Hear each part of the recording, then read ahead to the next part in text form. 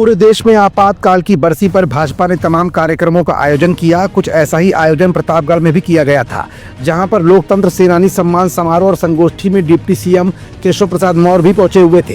कार्यक्रम के बाद डिप्टी सीएम ने पुलिस लाइन में प्रेस कॉन्फ्रेंस की, लेकिन आपातकाल की बरसी को लेकर भाजपा के सीनियर लीडर और डिप्टी सीएम केशव प्रसाद मौर्य ने क्यों कांग्रेस और समाजवादी पार्टी को एक सिक्के का दो पहलू बता डाला और 25 जून 1975 में आपातकाल को लेकर केशव ने ऐसा क्या कहा जो मीडिया की सुर्खियां बन गया है।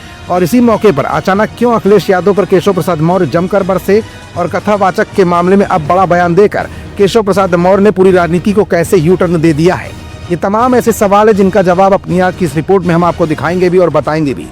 दरअसल इंडिया गठबंधन की दोनों ही प्रमुख पार्टियों पर करारा हमला बोलते हुए डिप्टी सीएम केशव प्रसाद मौर्य ने कहा कि कांग्रेस के 25 जून 1975 में आपातकाल लागू कर संविधान और लोकतंत्र की हत्या कर डाली थी।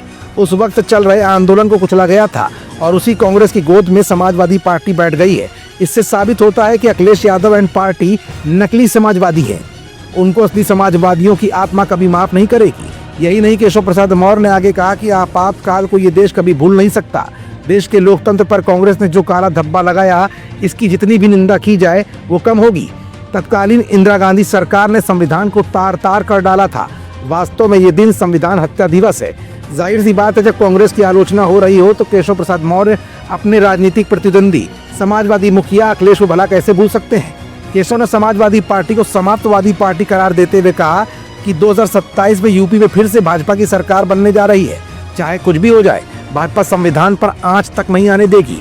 तभी मीडिया वालों ने सवाल कर डाला और इटावा में हुए कथावाचक के अपमान के प्रकरण को उठाया गया। सवाल का जवाब मुख्यमंत्री ने बड़े ही बेबाक अंदाज में दिया। केशव ने कहा, इटावा में कथावाचक के अपमान के प्रकरण पर किए गए सवाल बेबुनियाद हैं। कथावाचक का अपमान नहीं होना चाहिए था। भक्ति करने और कथा सत्संग करने का अधिकार सबको है। दोषियों पर कार्रवाई शासन से ही हुई है, लेकिन इस संवेदनशील प्रकरण में अखिलेश ने जातिगत राजनीति की है जो निंदनीय है। तो अब तक आप समझ गए होंगे कि प्रतापगढ़ की धरती से केशव प्रसाद मौर्य ने जहां एक तरफ आपातकाल की बरसी को संविधान हत्या दिवस बताकर कांग्रेस को निशाने पर लेने की कोशिश की, तो वहीं कथावाचक मामले में पीडीए की राजनीति को विराम देते हुए अखिलेश की भी जमकर क्लास लगाई है। अब ऐसे में देखना ये होगा कि पलटवार के रूप में अखिलेश का जवाब केशव प्रसाद मौर्य को कब और किस अंदाज में दिया जाता है।